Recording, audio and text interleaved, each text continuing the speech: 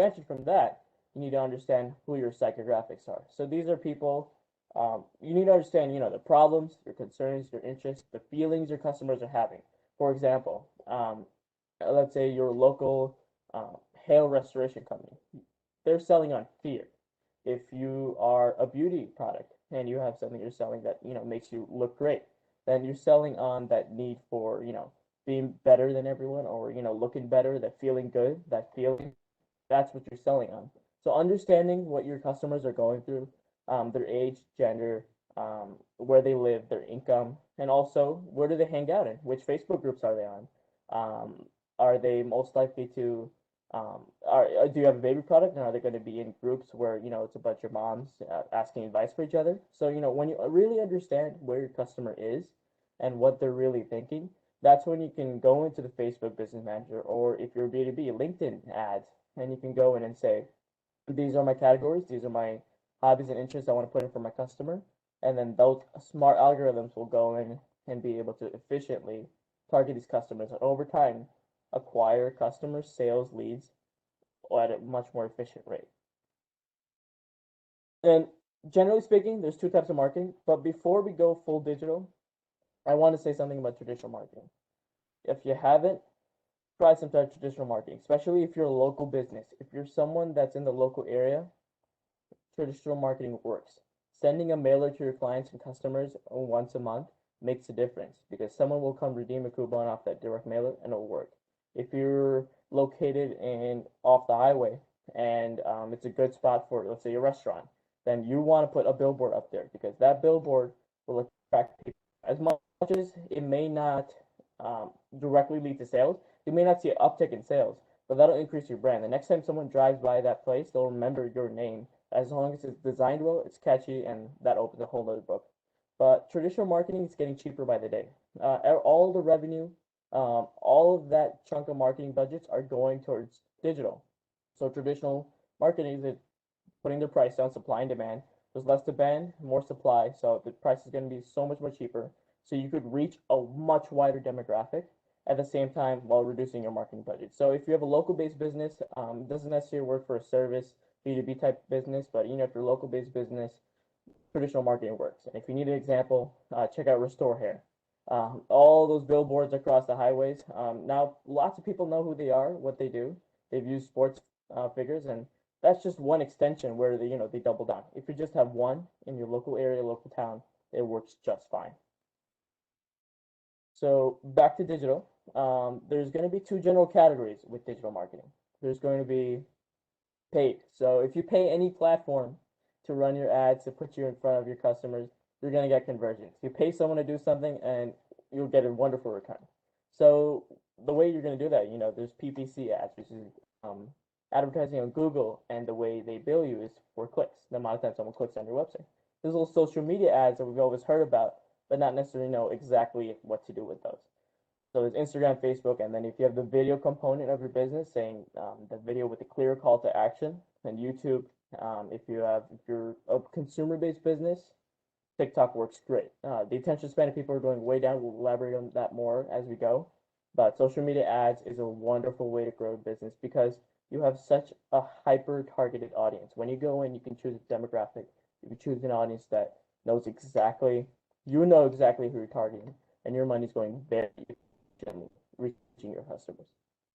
Now, the free aspect of marketing is going to be with social media. You can grow a following, you can post, you can reach some amount of people. Yes, it's going to be very slow. It's a long-term play, and everyone hopes that their posts go viral or in some form, get a lot of exposure. But unfortunately, for many businesses, that won't happen unless you have something really unique. So it's going to be a long-term play. You need to be engaging, and we'll talk about more tips on how to get to the front of these social media platforms, how to reach almost every single person possible within that social media platform, and lead that to direct sales. And there's, of course, the huge opportunity of SEO. Instead of reaching people who may be able to buy your product, it's a much better, efficient way to reach the people who are looking for your product and are ready to buy. There's something called buyer's intent within SEO, and if you target the right keywords and people are searching for your product in a more efficient way, you'll be able to reach these people much more efficiently because they're searching for you. They have the SEO, they have the buyer's intent, and there's not much else you need to convert into a sale.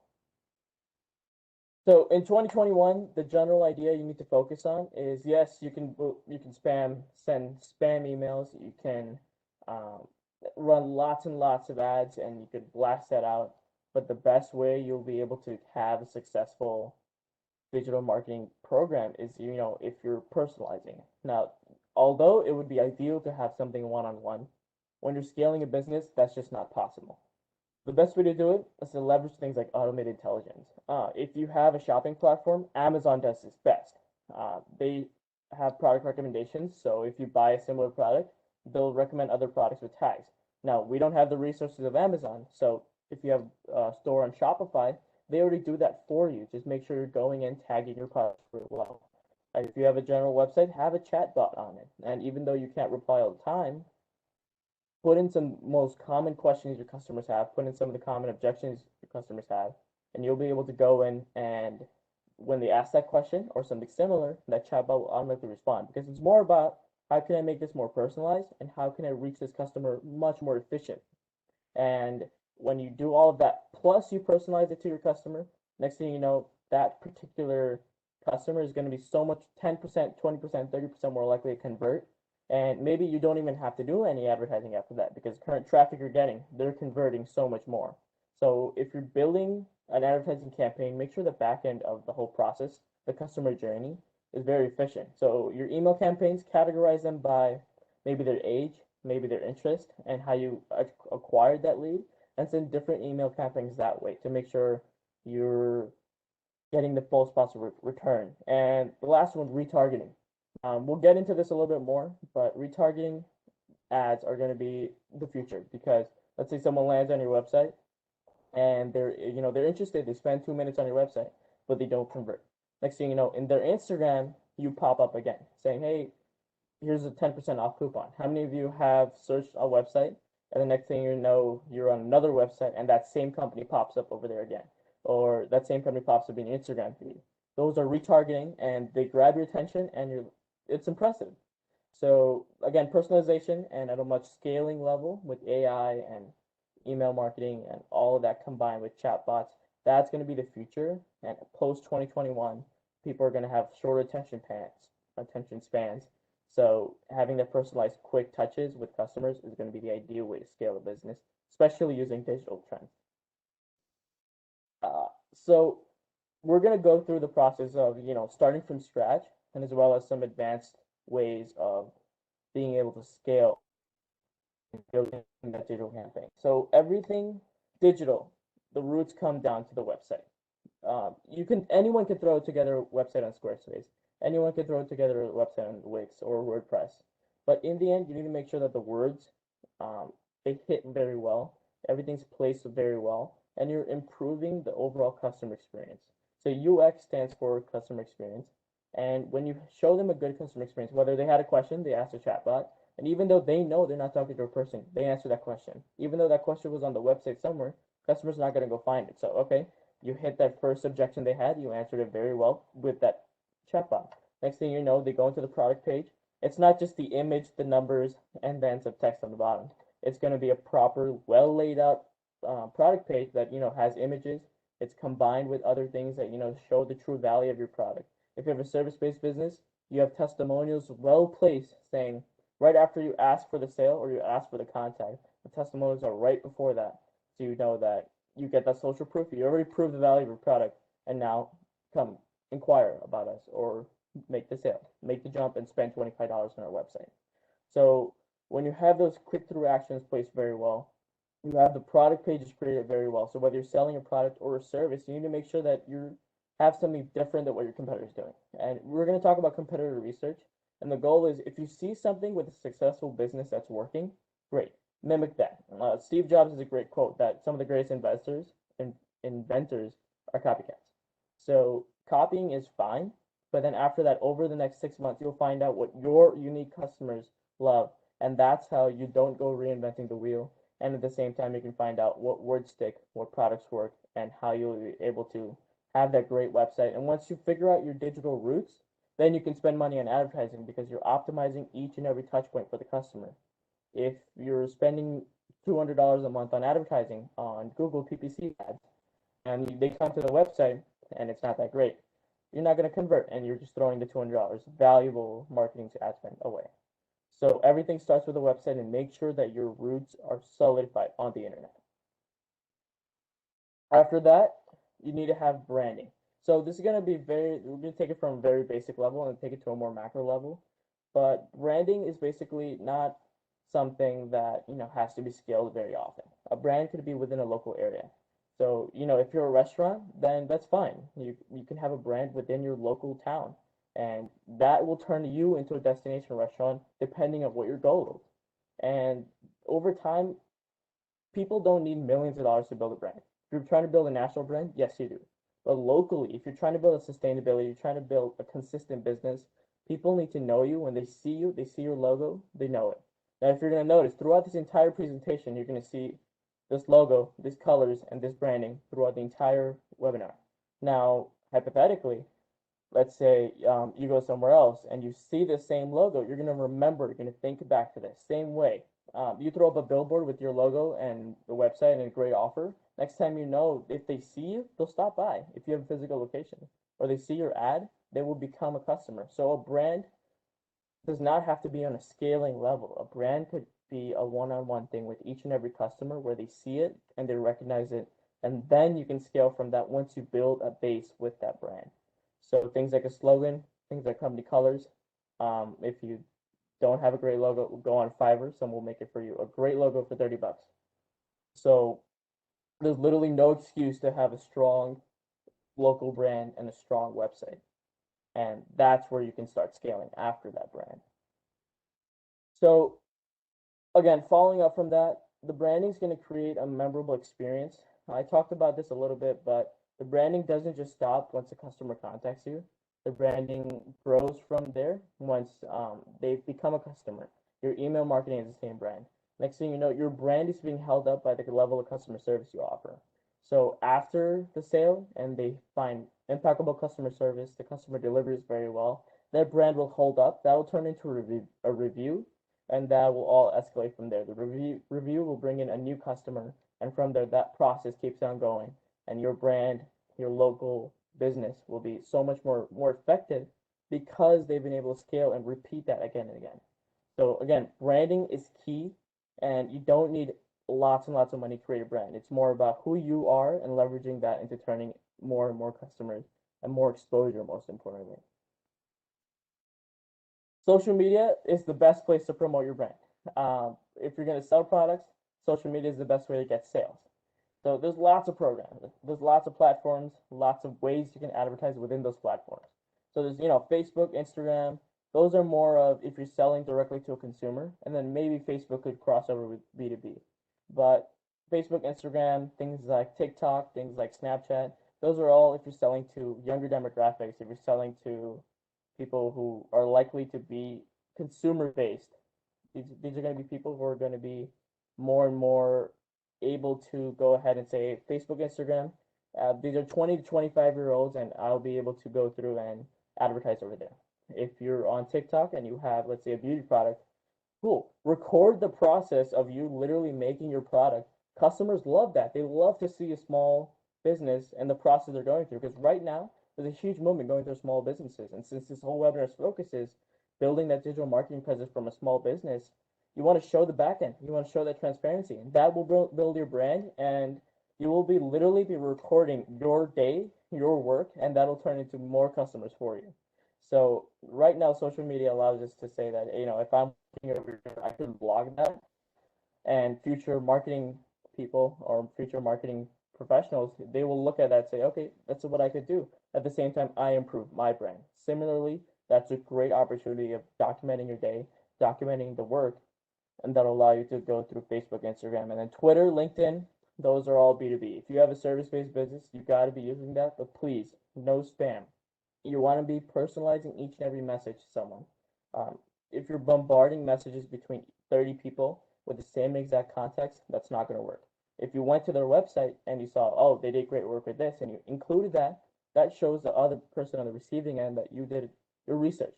So imagine what it's going to be like when they start working with you. So it's important to have the LinkedIn and the Twitter, but no spam. Same thing goes to Instagram, TikTok. You can't be posting as it's sending hashtags, same hashtags again and again. Instagram recognizes it as spam, Facebook recognizes it as spam. You want to have hashtags that are relevant to the post itself and change them up. Have something unique each and every post. Have a schedule that'll allow you to make sure you're hitting that brand. And remember, all platforms are not for everyone. So don't go setting up a page on each and every one. Even if you try to post on each and every one, you'll burn yourself out. So just pick the ones where you feel like your customers are at. Because you created your buyer persona, you will know where they're going to be. You're going to know the age range. You're going to know where they're going to be. So pick a couple, I would say 2 to 3 platforms are perfect, and build a consistency. If you're trying to go with the organic social media growth method, you're not going to get anything from it for the next 6 months, most likely. But in 6 months, you might have a following of 2,000 people. Those 2,000 people are going to like that post. That'll go to their following. And then that's how the snowball starts. And that's how you'll be able to grow sustainably, consistency. That's all we're all about, building consistency and sustainability. Because if you have one viral video, a year later, your business will have no traction at all, because unfortunately, viral things don't stay like that. So build that. The slow growth is going to be ideal. So slow growth, but posting will not be enough. So the best way you will be able to grow a following. Let's say I have a local dentist clinic. Let's say I have a local dentist clinic. Cool. I want to be posting success stories of my clients. I want to say, hey, look, their teeth was black with all confidentiality, following HIPAA rules and everything, but now we clean them up and they're white. And maybe having those mouth pictures, as long as they're not too gory and everything, that'll be wonderful opportunities. Show your customers, show future customers who are sometimes they find you on Google and they cross-check you on social media to find reviews and things like that. So when you put things like that, yeah, that'll have good social value, but that's not something that people will like, and that's not something that will go viral. So what you want to do is have something that showing the process, life of a dentist, or something like that, and post that on Instagram. Instagram now allows to have up to 10 minutes of video.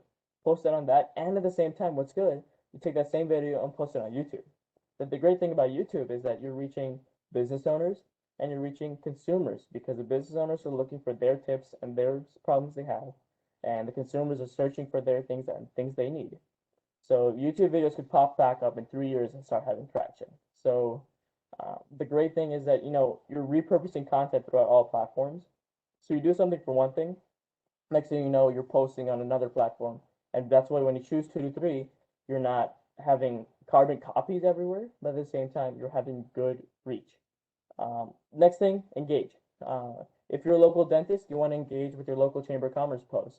That's where people are going to be. You want to engage with a local ice cream shop and say, hey, I love this, I tried this. More and more people see your name in the local community. More and more people are going to be able to, they see your comments, they're going to recognize you, they're going to refer to you, they're going to start following you. Next thing you know, the following leads to a visit. That visit leads to a lifetime customer. And that applies to most industries, as long as you're local, and even if you're remote. That applies to lots. If you're, like, let's say, a wellness coach, and you start giving advice on Reddit to people, saying that they post a question and you can start giving them advice, people will click on your profile, on your user profile, they'll start following you, they'll go on your website, and they'll request, let's say you need counseling, they'll request for that. So again, providing value up front and not just spamming posts is the best way to create that social value. After that, stories. Yeah, I don't know how many of you actively use social media, but stories are at the top. So that's where people will likely cycle through when they come in and watch all the stories. You can have as many stories as you want, and people can watch everything you're doing. You can post pictures of updates and things like that for clients, excuse me, and customers. And stories will allow you to go ahead and put yourself at the top. So Instagram only shows your post to about 10% of your following. And then if enough people engage, then they'll show it to 50%, and then 100. And then after that 100 is where you'll start exposure to new people. So stories will put you at the top, and that's how you get engagement on your post, and that's how you'll be able to accelerate that growth. Again, one more thing, live video. I don't know how many of you guys, again, actively use social media, but if someone's live, they're going to be at the top left. First thing you see is going to be, oh, this person you follow is live. Next thing you know, they're watching you for 10 minutes. They're watching you give advice about something. They're watching you work on something. And when you do that, they'll be able to resonate with you. They'll understand you that you're not just a business trying to promote your marketing services or your restaurant or your wellness coaching. They're going to be someone who actually knows what they're doing. They're going to be someone who understands their process, and they'll be at the top of their feed, and people will watch and spend time with you. Other thing, this may or may not be free, but you can have other influencers in the local area. Let's say, literally, let's say you have a business in Des Plaines. Search the Des Plaines location tag on Instagram. Go through and find who has the top public post, and reach out to them. Say, hey, if you're a restaurant, come have a free meal and just make a post about us. And in exchange, we'll do that. Or I'll give you a $10 gift card. Come have a free meal and make a post about us on Facebook. Say you checked into this place. That'll give you more local exposure, because let's say you have 2,000 followers, and if they're not someone who's real, like promoting and having international and all that exposure, all those 2,000 people are going to be local friends, family, the people that they know. So you're getting the local friends and family word of mouth exposure using the internet. And then that ripple effect keeps continuing. Next, you reach out to more people coming in, you start developing reviews, and that's how you build a sustainability, because more people know you, you have a brand, and that leads to a loyal following. And you see all these companies come in and say, we have 300,000 followers on Instagram, and you have no clue how that happened. It's because of that long-term sustaining. Maybe there might be a few viral videos in there, but it's going to be more of engaging, building another circle on top of that, and keep building on top of that. So that's how you're going to grow a following and not have to spend a single dollar in marketing. Social selling, I kind of tapped into this, but let's say you have customers and they comment, they say, they ask you a question, how much is this? Next thing you know, you can direct message them. Be very active on social media. Live video, you can give it 3 minutes of great value. Let's say, come visit us. We'll give you a free consultation, or just come check us out, or just go to our website and fill out the form, and we'll give you a free consultation. Also, if you're in B2B sales, you can find business owner profiles. And again, don't spam these posts, don't spam these messages, but send them a direct message saying, hey, I can help you this way, or I can provide value this way. And if you send 100 messages and one hits, and you keep after that, you can find a process of personalization and keep social selling going, and that'll be a good opportunity to get B2B sales as well. That's something we do at RCG, and it works very well because there's very few companies doing it, because most people know that you end up in your general section, but sometimes business owners are looking in that section for sellers that stand out. Yeah, they're getting 100 emails for something, but if you're standing out very well, then that's how you get the sale. That's how you get the meeting, and that's how you build a B2B business as well, using social media. SEO. Okay, this is a huge, huge balloon to talk about. So, very simply put, very basically put, SEO is taking the website and ranking it high in Google. So, for example, you're looking for a dentist that's open right now, and what you're gonna probably do is go on Google and put in dentist near me, or you're gonna put dentist that's open near me, and Google will recognize. Google will say that, okay, Google scrapes each and every website for information. So if you're searching at 11 o'clock and you're looking for a 24/7 clinic or a 24/7 urgent care clinic, what Google's going to do is they already scraped their website, they went through their Google My Business profile, and they pushed that website up because they understand it's relevant right now. So just throwing a website enough, and if you're trying to go for an SEO approach, you want to be able to bring in organic traffic, and that can be done by relevant content to your customer. In SEO, you have to understand that you're not going to reach everyone because we don't have unlimited budgets. So the best way to reach them is going to be, honing in on top keywords, knowing where your customers are going to be, or if you're a competitive advantage that you're 24/7 compared to your competitor, then you want to mention 24/7 multiple times, and with the proper authority, with the proper back end work, Google will understand this, push it up to the top. So when someone's searching for a business open 24/7, or your pharmacy open 24/7, next thing you know, you'll be at the top, and you'll be getting that customer. And with proper customer journey, as we talked about, that'll be a customer for life. You could turn that into a review, you can turn that into more branding, and then that cycle keeps going.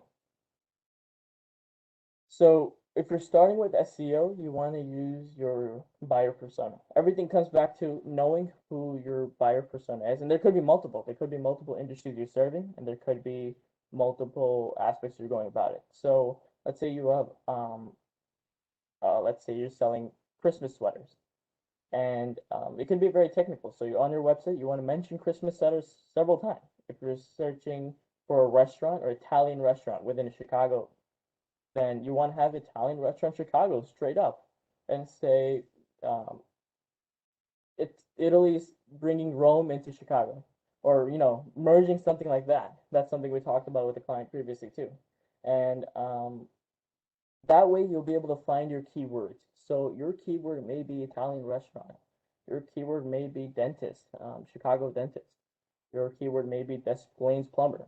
So whatever your keyword is, understand what your customer is searching for, and when you rank for a location, you're also ranking for the near me searches. You're ranking for that near me stuff. If someone just puts in dentist, Google knows where they are and they'll push you up. So once you know the keywords, and only have 2 to 3, and per website page you make, only have 1 or 2 keywords. Nothing too much. Don't overdo it. No overkill. Just make it simple. Your homepage may be targeting Italian restaurant Chicago, and maybe another page on your website may be targeting pizzeria Chicago.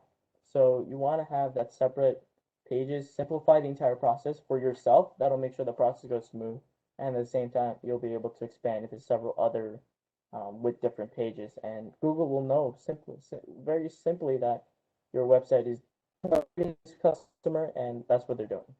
After that, you need to build backlinks. Backlinks is sort of like a hashtag. So for example, there's a hashtag going around. Let's say there's hashtag score. And the more people that mention hashtag score on a post, Instagram will think that this hashtag is more relevant. So they'll show it to more people. More people will follow that hashtag, and that'll create more and more organic growth. Similarly, if you have a website and other websites link to your website, they literally put your link in there. You can click on that link and go to your website. Google will think your website is being mentioned by a lot of other websites.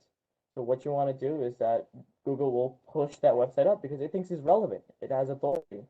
And not all links are created equal, but you write a guest post and you post it on Medium, or you go ahead and put a press release out on the website, and you link back to your website. Google will see that you're putting relevancy, you're providing valuable content. As we'll talk about, content is very valuable. What's on your website makes a difference. Even if you don't have the best authority, if you have very relevant content that follows your structure, they'll be able to have a very good idea of what's going on, and they'll push your website up because of that. You also want to have a local or national approach. For example, if you're selling Christmas sweaters, you want to rank for the national keyword. If someone from California is searching for Christmas sweaters, doesn't matter, you can ship there. If someone in New York is searching for that, doesn't matter, you can ship there. So national, you're going to have much more competition, but if you're expanding national, hopefully you have a greater budget. You can buy backlinks. You'll be able to go ahead and use these backlinks and push it to other people. These backlinks will, once you make one backlink another website, another article's website will pick that article up, and that's how the network starts. So as long as you're developing that, you'll be able to go national. You can use SEO as a process, go city by city and expand from there, or town by town even. If you're only serving the Chicago area, that's fine. You could have a page for Barrington, you could have a page for Des Plaines, and a page for Mundelein. So that's how you take the local and slowly expand. The next thing is, if you have a local business, make sure you set up a Google My Business profile. You need to be able to go ahead, and that Google My Business profile will have a local type business, and you want to have your hours listed, you want to have your website, you want to have updates. If you have offers, you can list it within the update section. Google My Business is the best way. 70% of some searches within local, 70% of local searches end without anyone.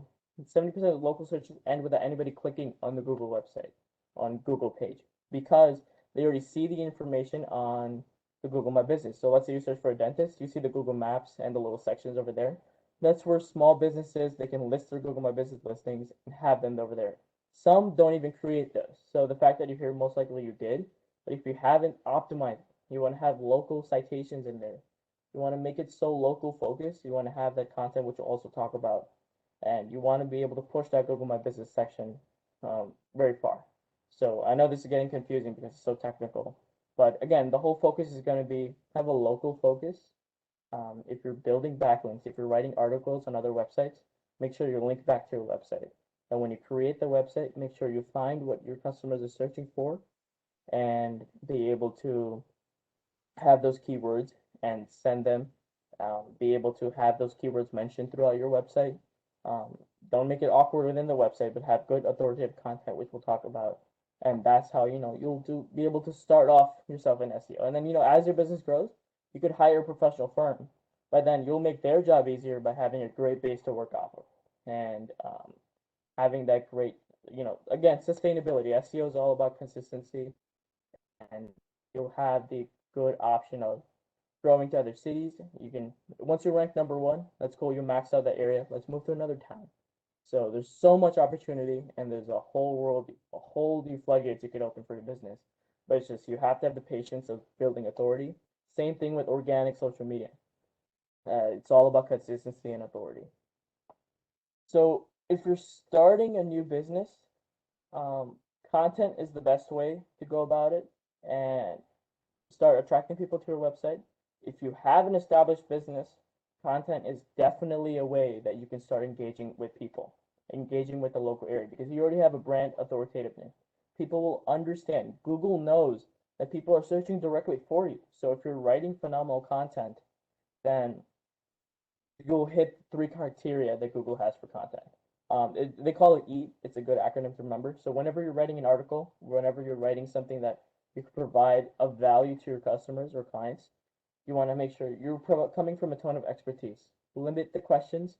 You want to understand what your authoritativeness is. So you want to be talking from positions that you know it. You want to be referencing data sources. You want to be linking to other websites. For example, if an article, you're linking to your own website and you're linking to Wikipedia, you put yourself in a mix of great websites, and Google will understand that and push your authoritativeness level up.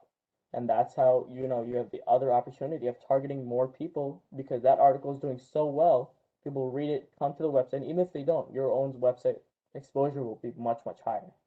Also, when you're linking to data sources, you'll have the trustworthiness. If you're just writing a bunch of text and throwing it up on the website, that's not going to have any expertise. That's not going to have, it might have expertise, but it won't come off as expert-like. So you want to make sure that your content is relevant to your customers, and if people land on the website, they have a low bounce rate. So bounce rate is an analytics term that marketers use that basically says how many people will leave your website or that page within the first 10 seconds. If Google sees that lots of people are staying more than 10 seconds or reading the article because it has trustworthiness, because it's relevant to customers, that page will do so much more better.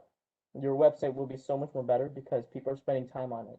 And even if they're spending time, they're engaging with your words that you wrote. Next time, that'll convert into a customer. So even if you don't have all those technical skills, that's fine. You can hire someone on Upwork to do that. You can hire another firm to do that. But as long as you're putting out great content for your business, if you're putting out good, proper, trustworthy content, articles, videos on YouTube, linking back to your website, that'll allow you to give great tips to your customers. They'll understand you. They'll see you of value. And next thing you know, they'll reach out to you because you already did a good job with your customers and you gave them a great guide. For example, at a local restaurant, write a guide of how to make simple pizza.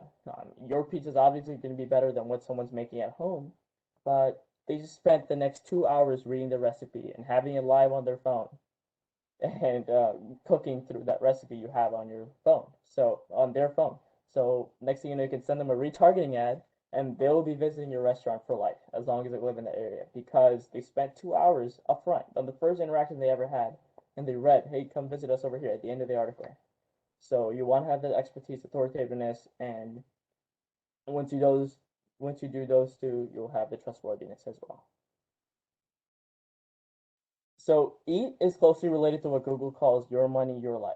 So these pages are going to be things like happiness, health, and money. So if you're, let's say, a financial advisor, Google has their own database of facts, and you want to make sure that you're cross-referencing every fact. If you make a claim in that page, you want to make sure it's accurate, because if Google understands they cross-reference this with this own database of facts and they see that it's wrong, Google will penalize your website because the UCLIs came up and you do not know what you're talking about. And things like health, things like WebMD website, financial advice. These things are very sensitive topics, and if they read something off your website and the customer or the person who's searching, they go ahead and do that, and something wrong happens, Google doesn't want that. Keep in mind, Google's goal is to give the customer as much relevant content as possible. And when they're doing that, people will also spend more time on Google, and that's Google incentive to run ads, and that's how they make money as well. So as long as you're answering Google's goals of having relevant content, you're fact checking every single claim you make in your articles, that article will do so well. We call these skyscraper content. So if you create one great article, or one great blog post or one great video, you can send these to other websites now, and they'll be willing to credit you in exchange for that. The next thing you know, you're getting a backlink to your website. More and more people are reading your words. You're becoming more of an authority in the local area. And because it's maybe such a sensitive topic, other competitors may not be doing such a good job cross-referencing this. So even though you have a lower authority, your website will be ranking higher. And I don't know if you've seen it, but if you are tracking search engine pages, you'll be able to see a good amount of small businesses that have pushed their way to the top. And you may be wondering, how did this happen? It's because they do such a good job on cross-referencing this work. They do such a good job of being able to fact check, have good authoritativeness, and Google rewards that because they can put a display ad on your website if you allow it, of course, if you install that, and have retargeting from other websites that may not be competitors to you, but that's how they make money. And if you answer those criteria, as long as Google makes money, they'll make sure that your website's making money for you. So that's the sort of mindset that you need to have when writing content, and that's the mindset you need to have when attracting more customers using Google for you. Again, content that sticks. So we talked about blog posts, we talked about articles. Now you need to focus on what you're actually writing on your website. So lots of people, when they're making a website, what they do is that they have a little intro, come work with us, or visit our restaurant, or hire us for plumbing. And after that, whole bunch of text thrown together, like 1,000 words in a chunk. That may be relevant. That may hit all your EAT goals. They may hit all your money, your life page goals. But after that, customers aren't going to sit there reading 1,000 words. We're going towards videos that are less than a minute long, like on TikTok. They're not going to sit there reading 1,000 words. You need to have labeled sections. You need to increase that customer experience. So personally, myself, if I go on a website, I'm looking for an answer, I see 1,000 words, I'm not backing out of that website and going to another one. So same way, you need to organize, categorize your content, and that'll stick with the customer. That'll decrease your bounce rate. Google sees that if they're searching, let's say, dental implants in a local area, and they're spending 2 minutes on your website, they're going to know that this website is the authority. This is the one that most customers, when they go on the website, trust. So even if you don't have many backlinks, your website's going to be pushed up. Your Google My Business profile will get more authority. And as much as Google hates to admit this, they have something called PageRank, which they took it away from public, but we know it still exists. And they give your website a score based on that. So if people are spending 2 to 3 minutes on your website, your score is going to go higher. And no matter what, no competitor can do anything to hurt that score, because if they could send you spam backlinks, they could, do negative, which is a whole other book. But even if they do all that, you still have that authoritativeness, and nobody can change the content on your website. So as long as you're doing a good job with the actual content itself, you're going to have a great, successful website. And again, we're all about building consistency. So even if that content doesn't rank on Google, you could turn that into an email marketing campaign to your current contacts. They'll read on the website and they'll convert from there. If you're running advertising campaigns and they're coming to the website, and the fact that they click shows they have interest, and you provide value with you provide a good value with your articles, you provide great value with the blog posts, your website is going to have so much more traction, and that's how you get customers. As long as you provide value up front, that's how you're going to get customers in exchange, and that's how that overall consistent process goes.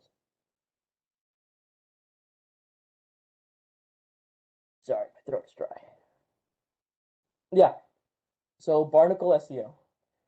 That's a whole nother, it's something new that's coming out, but let's say you have products and you have, let's say, a local product that's on Amazon, and you want to push that product to the front. So you want to understand what keywords people are searching on Google that they go onto Amazon, and then what they're putting on Amazon that they find your products or your competitor's product. So when you find out, think of yourself as a completely blind customer, or what I do sometimes, it's for our clients. I have a family member. Let's say you're looking for a dentist. What are you going to search? I may have been exposed to other keywords, but that random person was not. So when you do it again and again, you'll find out what potential customers are searching on Amazon. If you have a YouTube channel, you'll find out what your future viewers are searching on YouTube. So as long as you mention your titles that way, a product on Amazon with good amount of reviews already has authority. So if you target it properly, or maybe you have only, if your product's Prime, then what that'll allow you to do is push to the top. That's how you get consistent Amazon sales.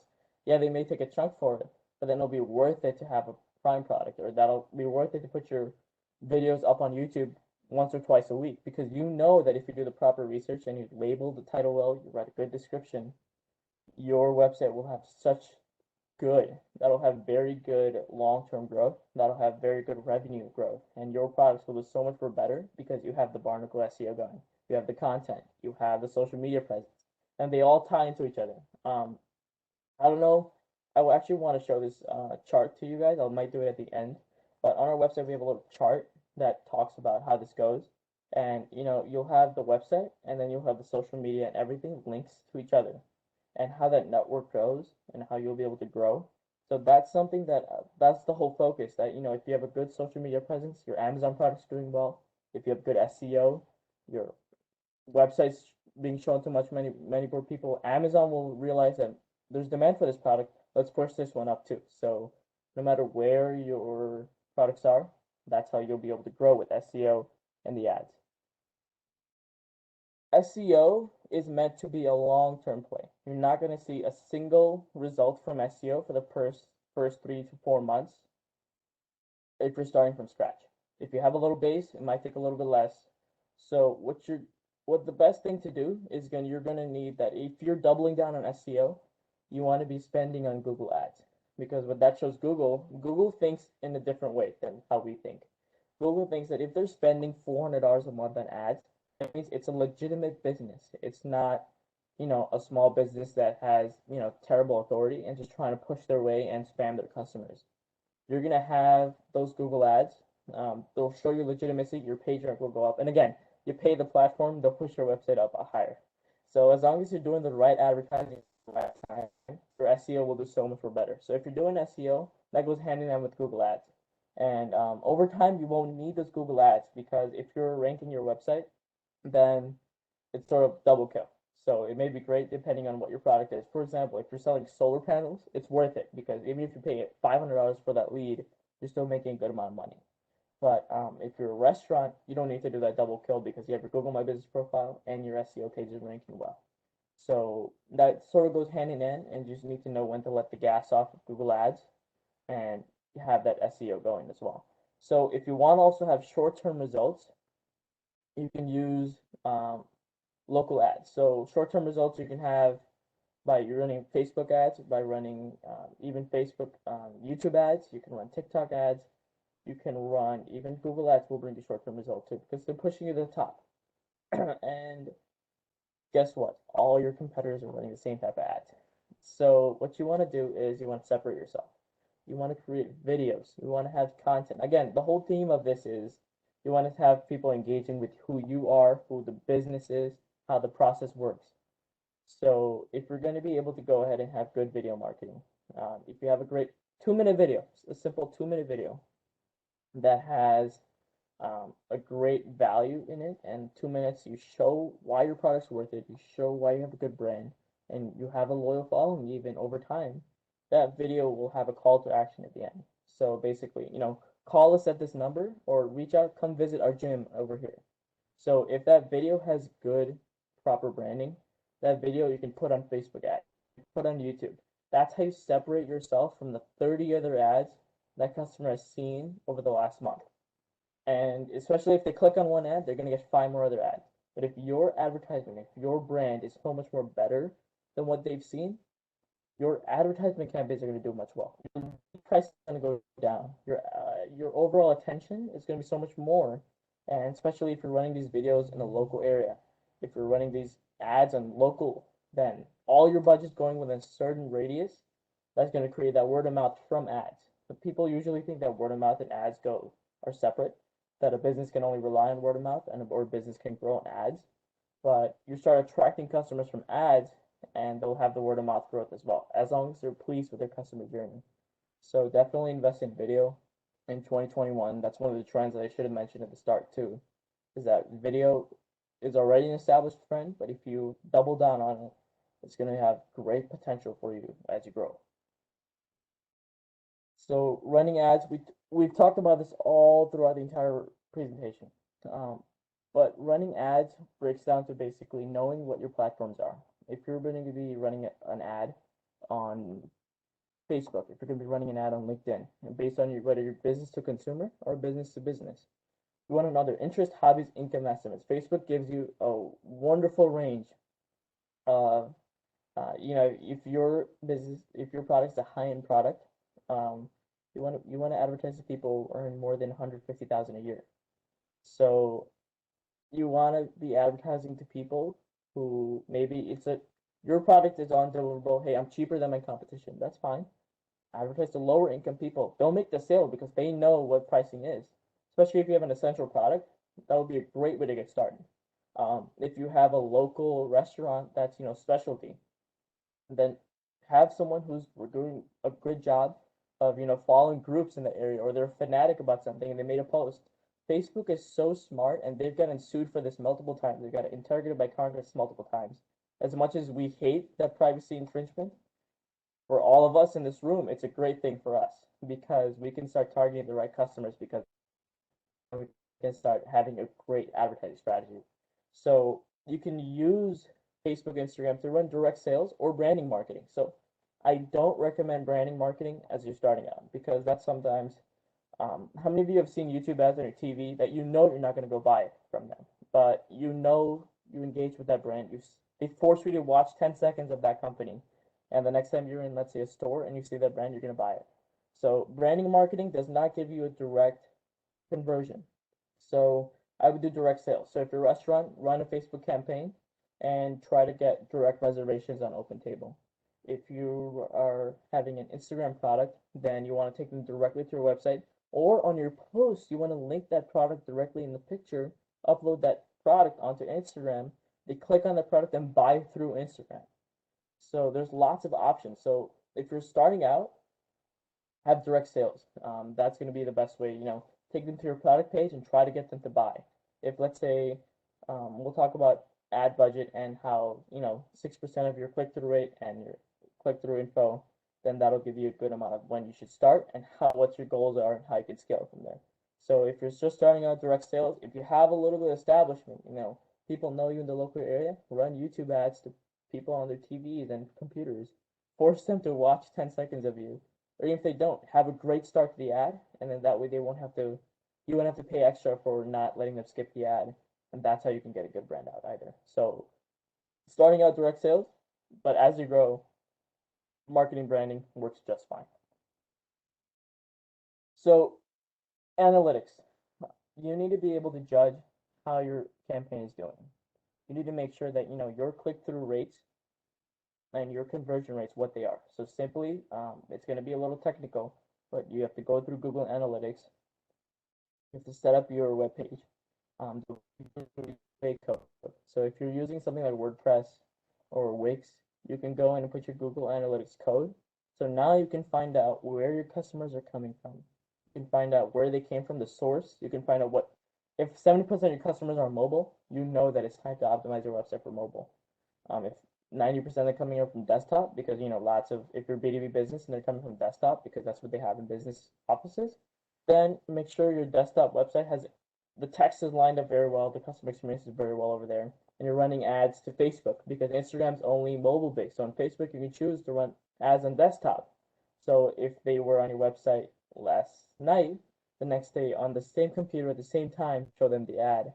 That means you know that they have the time, you know that they're more likely to convert the sale. So knowing analytics, knowing your data, where they're coming from is very important. So for example, you want to have 12 new customers. Let's do this a little backwards. You want to have 12 new customers, and you know that if 100 people land on your website, 10% are going to convert. Um, 10% is unusually high number. Usually we see it anywhere from 5 to 7%. And for newer businesses, it might be around 3 to 6, and that's fine. But let's say you find out that 10% of your customers convert. Okay, then you want 12 new clients. This is for, you know, service-based business. Then you want to multiply that by 100 math. So that would be 120 clicks you need to your ad. Now you find out your click-through rate. So a click-through rate is basically if someone sees your ad, how many percent of people are going to click on that ad and go to your website? And your click-through rate is 12%. And then you want to multiply that, and 1,000 times 0.12 is going to be 120. So you want to divide that by 12, multiply it by 100, and that'll give you a good idea of how many customers you need. So how many impressions you need to make, and when you go into Facebook and you make your ad, and you want to reach this many people, you should run your ad at $15 a day, or you should run your ad at $35 a day. So depending on your industry, depending on what your needs are, if you're a small local business, you want to get 100 people through the door. So just do the math accordingly, and you can find out how many you need to make 5,000 impressions to get 100 people through the door. Then you need to make sure that, and these analytics you'll collect over time. On the first day, your analytics may be skewed because you may have visited your own website 10 times, and customers may have done it 3 times.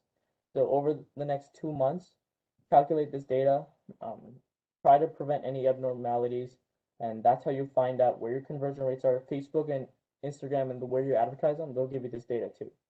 So you want to be able to, have a good platform.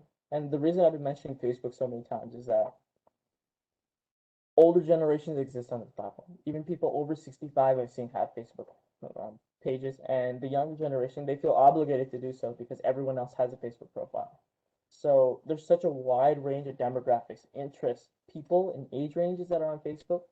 So even if you're running a business-to-business campaign or B2C campaign, you have a good idea of where you should be able to run and how much and which platform. So Facebook is a good starter option. They do some of the work for you. Although here's a warning: never boost a post. They're going to show you 100 times. That's a cash grab from the social media agencies. You might get 1 or 2 leads out of it, but that's not the best way to optimize your ROI. You want to go into Facebook Business Manager, and you want to make sure that you are going and building the ad out from there and choosing your demographics from there. Because boosting a post, you'll spend $100, you won't get a return, and next thing you know, you won't advertise on Facebook because in your head it doesn't work. I've seen way too many business owners get caught in that. So don't just boost a post. Spend the time, know your buyer persona, and that's how you'll be able to systematically calculate budget is and how you can target them. Because lots of people think marketing is just throw a whole bunch of cash at it, run an advertising campaign, see what sticks. But if you take it with a process, you know that your cost per customer acquisition, for example, is $5.40. So if you want to get 200 customers 2 months from now, you need to spend this much money on ads. And that's how you build that consistency, the systemization, and that's how you get your analytics and turn those analytics into money. Every future company is going to be a data company. Every successful company is going to need to know their data. And that's how you can scale, and that's how a small business knows that, okay, I need to price my products at this margin because it costs me to acquire a customer this much. So having a successful marketing campaign, know this data, you can collect it over time, and you can turn that into systemization and consistency. Okay, so budget-wise, let's say your budget's going to be, the math comes out to be $500. You can split that budget into impressions and clicks. So let's say you're running Google Ads.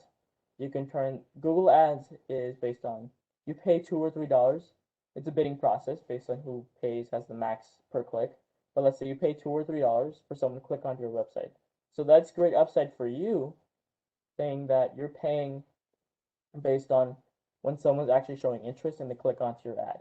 Now, sometimes you know how easy it is to back out of a website. So maybe clicks may not be the best option for you to go to. So if you design a good ad copy is basically what you put in the ad, the pictures, the words, the people, what's in the ad.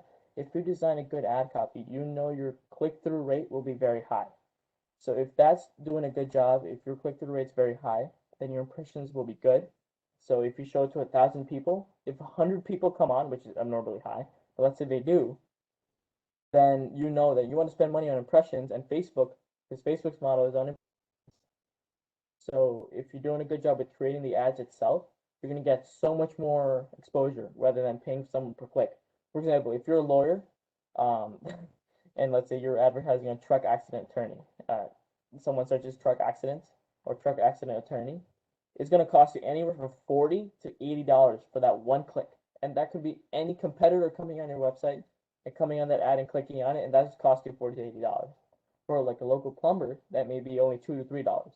So knowing what industry you're in, and you might be better off advertising to truck drivers, for example, and say, hey, just keep us in your contacts. You never know when you may need us. So it's more about knowing your industry. And again, with the experimentation, you'll know what the advertising is and the best method to go about it. Advertising types. So we talked about copy. You want to make sure that you know what type of ads you're running. So you could have several things. So some Facebook campaigns, they have forms built into them. So you never even need a website with these type of ads. You can have them, hey, take our survey and we'll let you know how much it costs, or we'll give you a quote from there. So they could literally fill out their name, info, and number, and you get that lead straight in your email. And that way, this works great for high ticket products. So you don't need to worry about the website. You don't need to worry about any of that. On the other hand, you could have some things where if you have a product, you can't just buy the product off of Facebook. I mean, it's possible, especially with Instagram and the way they develop their whole product shopping and the shopping sections within Instagram and Facebook. But you're much more likely to get a sale if they go through the descriptions and all of that. So that way you want to take them to the website. So your goal for that ad is going to be a little different. So it's depending on what your goal is. You can run traditional ads, and stay away from awareness marketing. You're gonna have several options when you start an ad. Stay away from those. That's just putting the word out, throwing money away if you're a small business. And lead generation is the other way. Also, you want to install a Facebook pixel. So there's lots of tutorials online. So literally Google how to install a Facebook pixel and where your website's built on. After that, you want to go ahead and what a pixel will do, it'll give you conversion optimization. Basically, if over the next 2 months you run Facebook ads, Facebook will go through and see, okay, you're running these demographics, but maybe only the people interested in this thing, like for example, if you're running a golf t-shirt, and maybe only the people who are going to this country club and have visited that place are ordering, and not the one that's 30 miles away. So what Facebook will do, even though you don't have to do anything, they'll shift their campaign because they want you to get the most sales possible, so you'll keep running ads with them. So they'll shift their campaign and run more ads over there because you know that you will get the more sales, and that's how your cost per lead goes down, your cost per sale goes down, your margins go higher, you make more money. And that also goes for restaurants, any type of business, plumbers, roofing. You want to have a pixel on there. Let Facebook do half the work for you. So while only when you're starting out, that's the tough part. But over time, Facebook will know what it needs to do to get you the most amount of money, and that's how they'll make sure that you're spending ads with them. So Facebook pixel is a very important component of lowering the cost per lead, and that will be a very important component of making sure it financially makes sense to run ads. And again, that'll lower your click-through rate. That'll increase your click-through rate because your impressions will increase because you have more budget to spend since each and every result costs less. It's important to understand this goes back to the click-through rate and the purchase. So your impressions, you're going to get all the awareness from there. You're going to put your ad in front of 1,000 people, not as much as we'd love to, not all 1,000 are going to click on it.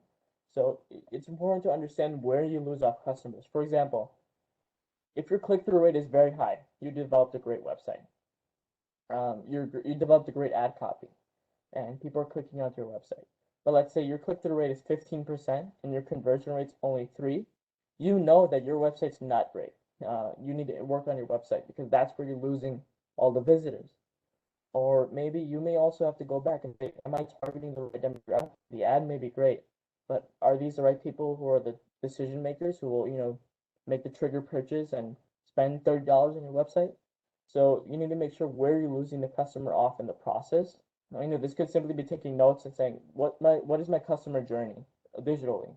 Whether it's having them come to Google Maps and having directions to your local place, or whether it is having them go on the website and have a product and convert from that. So knowing where your customers falls off is a great way of optimizing what you're currently doing. That way you don't have to keep pouring money into it. You're just optimizing the current budget and the current ad campaigns and making sure that you're improving that process. This is something that is so much more easier to do with a little bit of a higher budget. For example, if your budget's like $500 a month, you can. I mean, you're not going to do too much of it. But if you have a $300 per month budget, it doesn't make sense to run A/B testing. So basically, A/B testing is going to be split testing your ads where you have the same demographic of people, but you're running a video ad and an image ad. Or maybe one ad is having them fill out the form on Facebook, while another ad takes them to your website. And over time, you'll find out. I'll show you a great example of this we did with the client, and you'll know which ads are performing the best for you. You'll know which ads are performing the worst, and eventually, let's say you run two ads. One's doing great, one's doing all right. Stop the all right one, and you run two more. Let's say one of them does great again, one of them does bad, like terrible.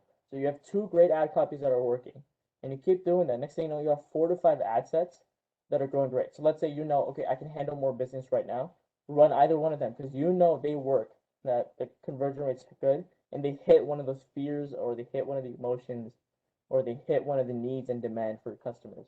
So based on experimenting like that, will increase your changes for ad copy, your demographic, and that'll result in a better ad campaign. So remember, don't just boost a post, don't just push an ad out there. You want to have a systematic process that you can go into Facebook Business Manager and know how this process works and how you're experimenting. You'll find things that work and stick with them. Don't reinvent the wheel every time you create an ad. Just keep pushing the same ones again and again, and that'll build the consistency you're looking for.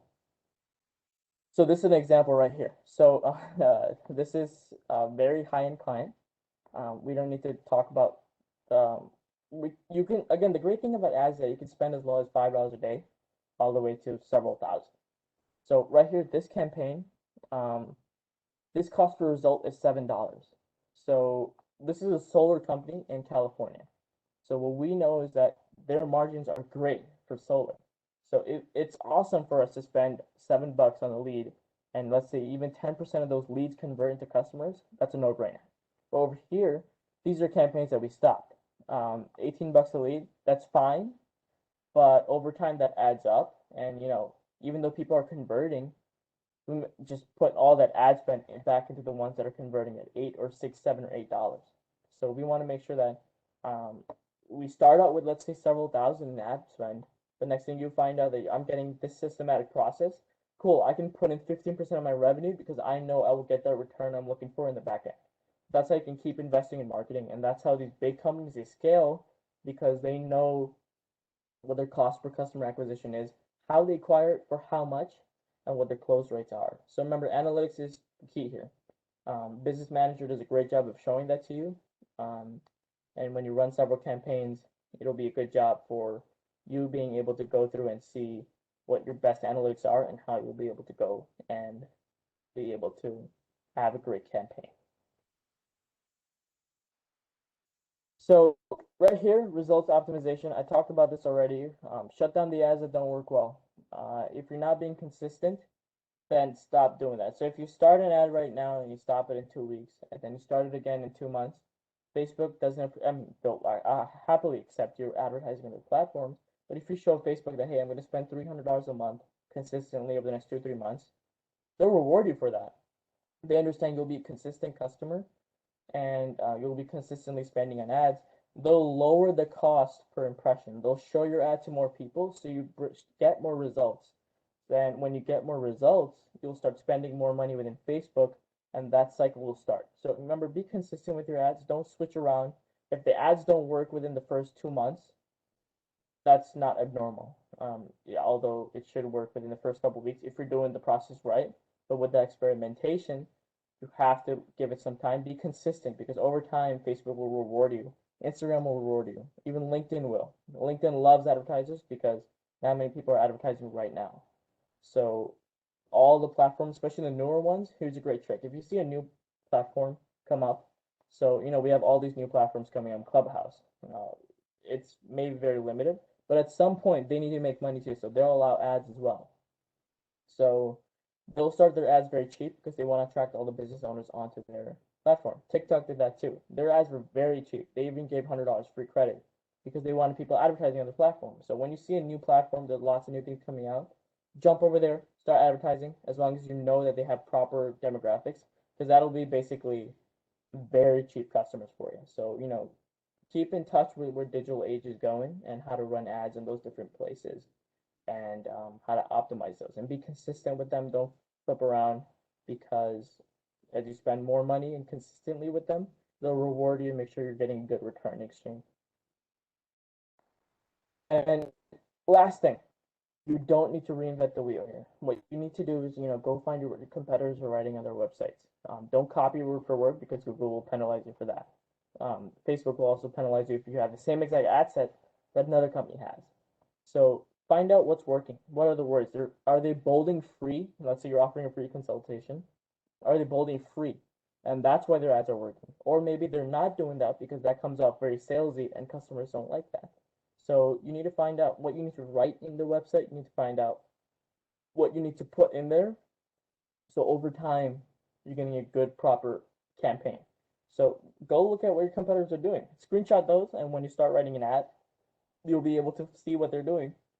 Merge all of the different ad sets, and now you have one master ad set that you don't need that 2-month experimenting process to go through. And you'll have a good systematic process. And, best one works, great. Let me see what other people are doing and reinvent that. Over the next 2 or 3 months, you'll find out that you might get your own ideas as you get good at it. Or if you hire a consultant, or no matter what you do, if you have good working ad sets, if you develop the base, that'll be so much more easier to scale. For example, when we come on with the client and they've done zero ad spend, they've done zero everything, it takes us so much time to develop a brand, which we're all up for it, but that brand will be it'll take 2 months to build. So if we already come with the base saying, you have 1,000 followers, that'll be a great option for you to be able to go through and, research and scale from there. After that, the sky's the limit. Once you figure out a process, sky's the limit. Once you start getting people from organic research, organic search, SEO, sky's the limit. And you can keep rolling that over, turning it over, and that's how you scale that business. That's how you build that consistency. And that's why digital marketing is not just throwing something on the wall and sticks. You have to find the analytics, that's how you'll have a successful goal. So always build for sustainability. If you're looking for short-term customers, if you want customers, then the best way to do that is straight up sales. You want to be able to have short-term revenue, then sales is the best way, calling customers up, or maybe engaging with other customers. Look at what your competitors are doing. If people are commenting on their pages, direct message them and try to get them to your product. Offer them something, a 50% discount, just to, you may not make any money on the customer, but you'll get good exposure. So if you have a short-term goal, run ads. Ads are the best way. You'll get maybe a return. If your ads are doing well, you get a return right away. Medium term, you want to have SEO. You want to have ads. But, SEO, you'll start seeing results over 6 months. So you'll have a good process for you to run those SEO campaigns, find the keywords, doing that. And over 6 months, you'll start seeing great results. For long term, you want to find that balance. You want to find how much ads should I spend, how much SEO should I be spending time on, and where should I merge those two, where I have a good process that can keep growing consistently. So that's sort of the step-by-step process you need to keep in mind, and when you grow, what you need to do. That's all I have for you guys. Alrighty. Also, if you guys have any questions, drop them in the chat box. I'm here to answer them. And any other questions, anything else you guys have, drop them in there. I'll happily answer them. Okay, we have some questions. I believe this question might be for you. I previously registered online and attempted to sign up for a mentor on the Score platform, but haven't been successful. Do you not provide assistance to nonprofit organizations? Yes, we do. So all you have to do is go back to our website at chicago.score.org. And then we have a client coordinator, Toma. She's actually on the line right now with us, and she will match you with the best fit mentor. Again, it's chicago.score.org.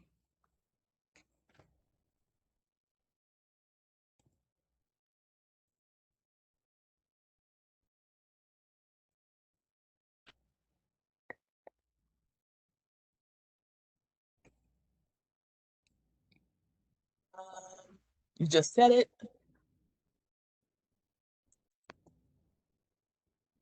Please repeat what type of content will push or level up an online ad or product. So it really depends. So if your content, let's say, it's tough to know. If you're gonna ask a question, if you could put a little more details, that would help a lot more because every product's different. But same process. You want to find out if you were your own customer, what would you need to hear? What would you need to read for your customer to know exactly? Okay, you answered my objections. I'll buy. If you have good review, I'll buy. If you were trying to rank for SEO, you need to understand your content is relevant and you have to find right keywords. So if people are going to be searching, if you were your own customer, what would you be searching?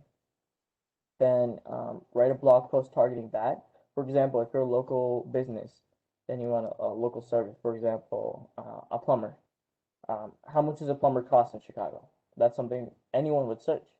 So if you have an article on that and it's very authoritative, over the next 6 months, Google will pick that up and people will see, oh, you literally list your own prices up there. That person is searching for cost and they need a plumber.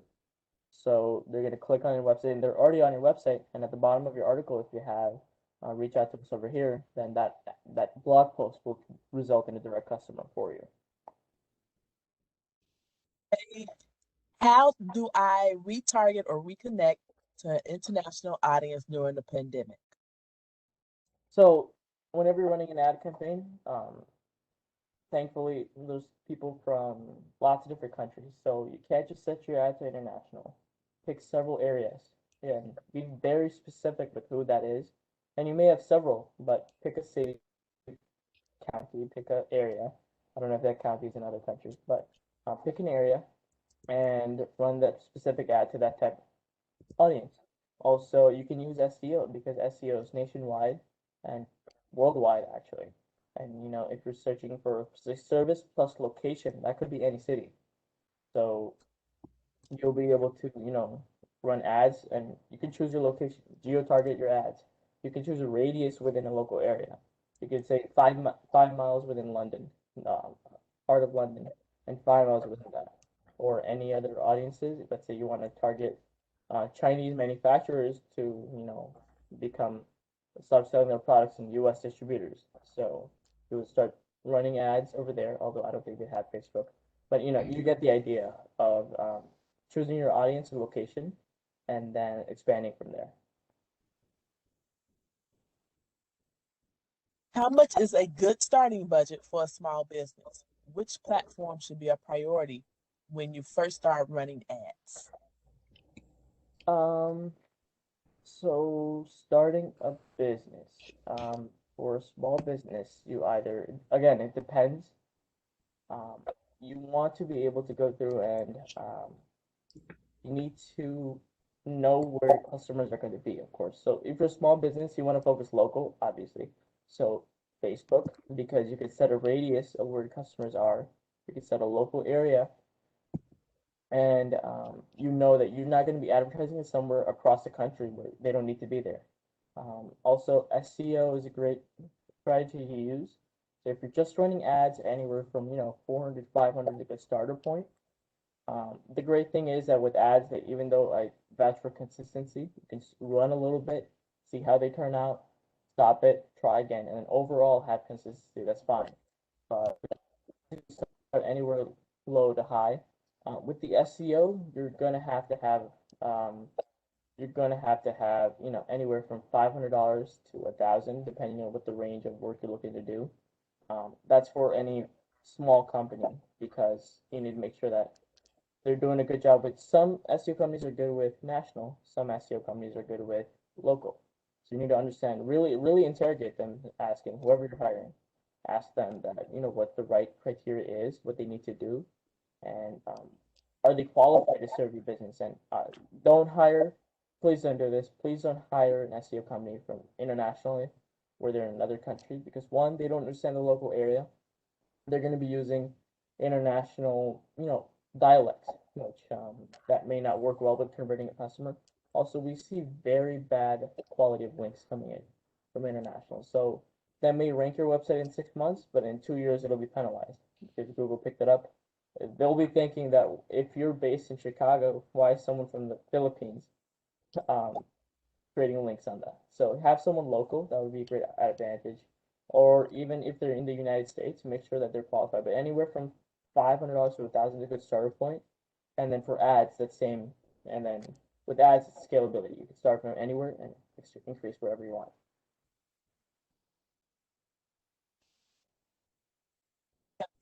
Questions. What's a good platform for artists? Artist. Not sure. With artists, you want to have a good website for sure. Instagram is great because you can link that specific artwork onto that as a product, and you can take people directly to your website. That's a great option for artists. TikTok is great. If you're an artist, then what's going to happen is that you have you're creating your art piece, or you're creating that, record that process and post it on TikTok. Next thing you know, someone's going to be asking to buy it because they see the work that's done, and you're going to get so much more consistency out of it, and you're going to get so much better engagement with it. So next thing you know, people will give you suggestions. Hey, could you make something like that? You'll get custom orders like that. So TikTok is great, great, great for artists, and Instagram works well too.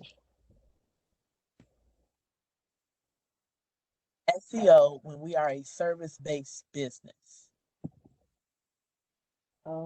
So again, it's depending on what service-based business is. For example, I am a service-based business. So if my strategy were to do SEO, I would be ranking for Chicago HVAC. Okay. Yeah, so what you should be ranking for is Chicago HVAC. People are searching for that. What more people are going to be searching is Chicago ductwork. People are going to be searching for furnace repair near me. So if you're serving a local area, then have furnace repair near me or AC installation. So those are going to be little keywords. So what you want to have is your main website, which targets heating and cooling, and maybe that keyword. But what the key for a local business is going to be is having additional pages and that target furnace repair, furnace installation, AC installation, heating and cooling, and ductwork if you do that, masonry if you do that. So you want to have service pages for each and every one, and then if you develop backlinks to your main website, your pages will naturally do well because your entire website is good authority. So as long as the content on there is great, then you already have the knowledge of what your HVAC and how the process works. If you write that out very well, you're gonna hit that content regulation, and so with a little bit of backlinks, you'll be ranking very well. So remember the near me, and then take your service plus location, and that's how you should develop the keyword and optimize your website for SEO.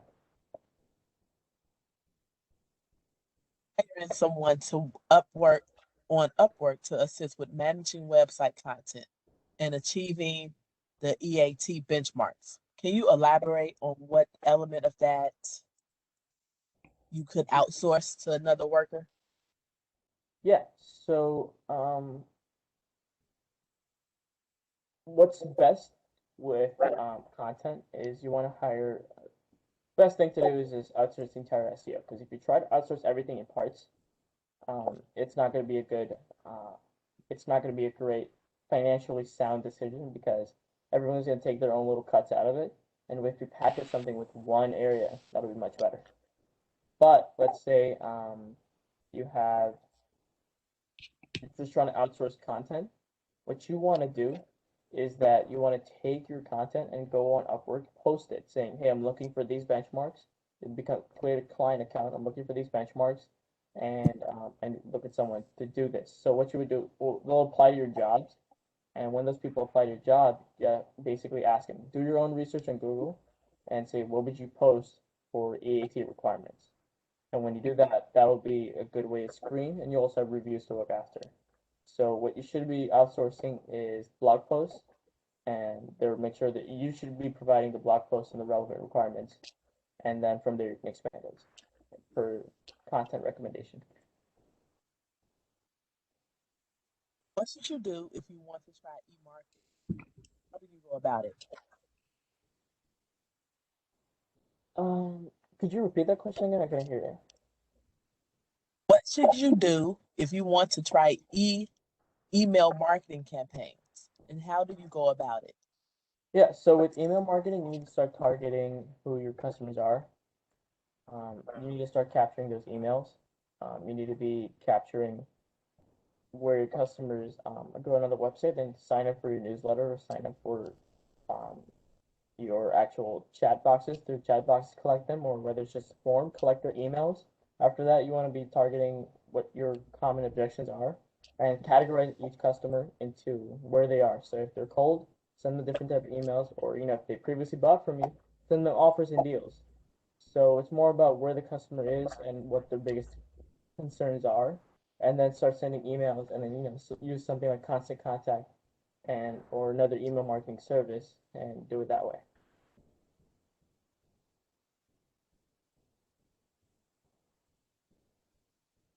So for your information, if you could put it in the chat on how they could reach you or reach your company.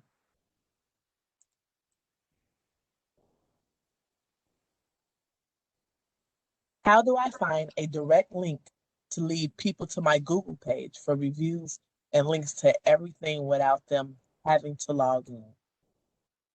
So reviewing on Google, you're gonna have to have them log into their Google account. So mostly everyone has a Gmail account, so that's a necessity. But most people are already signed in, so all you have to do is find your Google My Business page. There'll be a button clicked on share, and then you can share that link with everyone. So you can click on share, then you copy a link, and then you can share that with everyone. Question regarding Google. On Google, my business was suspended because it is actually a service-based business. And when I opened up, I wasn't aware that this was an option. What can I do? Um, I, if, well, Google recently opened their service up again, so you could directly reach out to them and ask them if that's truly the reason why they suspended it. And if that's not even an option, they won't do is delete the entire profile. And if you had reviews on it, then maybe try to re-verify it with the address and the service-based business. But you should be able to talk to them directly, and they could handle it, or another marketing firm could handle it easily. So you should be able to bring that back, or if not, replace it with something nicer. I received a message on Facebook stating my account is not able to advertise. Who can I contact to resolve this matter? So Facebook does not have customer service, so you're gonna have to talk to. Um, Ideally, what the issue is probably you have to verify your account, and that's probably going to be the reason why you're not able to create a Facebook account and an advertiser account. Or you're gonna have to create a business page, and that you can't advertise from your personal account. So create a business page and advertise from there.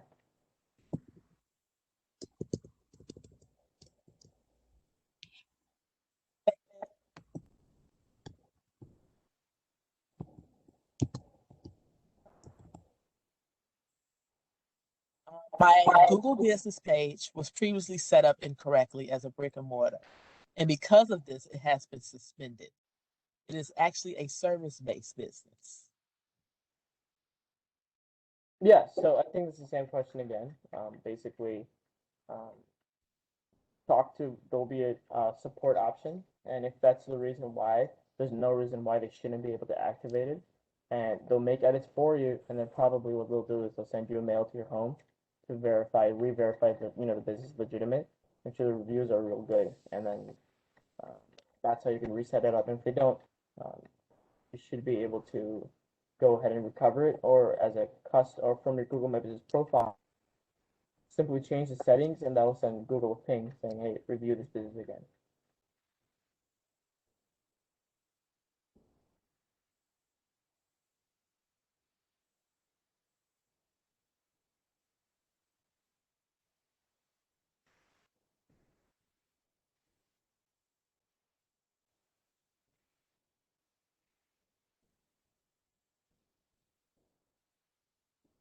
And are they asking for contact information? That should be dropped in the chat.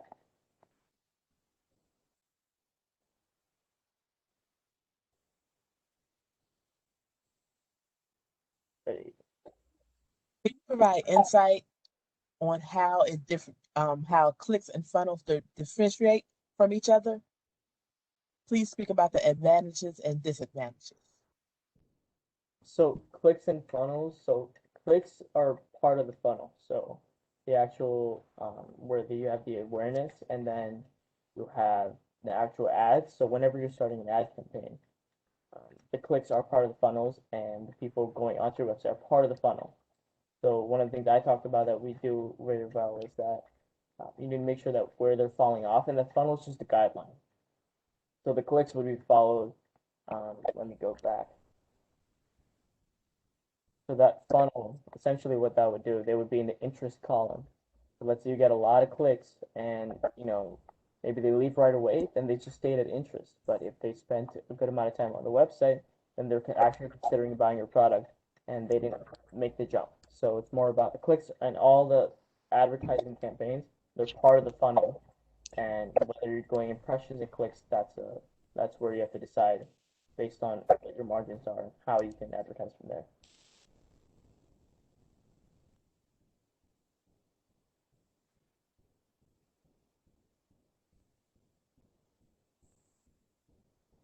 Go about marketing for a small business consulting firm. So small businesses, for small business consulting, you're gonna have to find where small business owners reside. Whether it's a very small business, then um, maybe the best way might simply be running Facebook ads, because lots of people have in their description, owner at this type of business. Or maybe it might be LinkedIn, because most business owners have a LinkedIn profile. So running ads on either platform are a viable option. For professionals like lawyers and architects, do you recommend they post videos of themselves? If so, what might be the most compelling content? Um, for lawyers and architects, for professions like that, the best thing you're gonna have is one, a video of basically what you do, and then ideally the best way is going to be text-based content, because video may not be the best method for that, because you're either reaching that person in a high pressure situation where they don't necessarily have the attention of reading, and they'll go through that text and that'll give them proper guide, and as long as you give that proper value, they'll convert. So one of the things we do with attorneys is that we spend a lot of time on the actual text, making sure the text is compliant with everything, and then a video of explaining what the process will be like. So the video should not be targeting on attracting customers. The video should be more on building trust.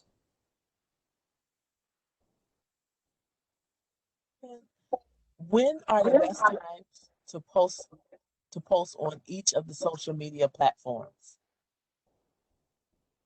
So timings really depend on who your customer is. If you're someone who works 9 to 5, then evenings. If your customer is someone in school, then probably during school, since everyone's on their phone anyways. On a separate note, maybe in the evening times or during the weekend, where people have more time and they're connected to Wi-Fi and have the time to browse for a product.